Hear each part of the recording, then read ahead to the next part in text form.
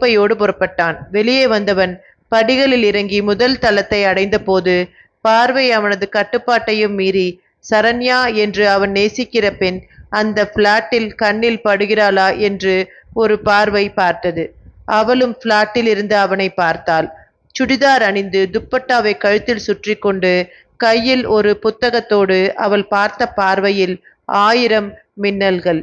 அவனும் பரவச உணர்வுகளோடு கடந்து கீழே போய் சரிந்த நிலையில் நின்றிருந்த தன் பைக்குக்கு உயிர் கொடுக்க முனைந்தான். கச்சிதமாக குருவும் வந்து நின்றான். லுங்கி சட்டை என்கிற தோற்றமே அவன் இன்னும் குளித்து தயாராகவில்லை என்பது போல இருந்தது.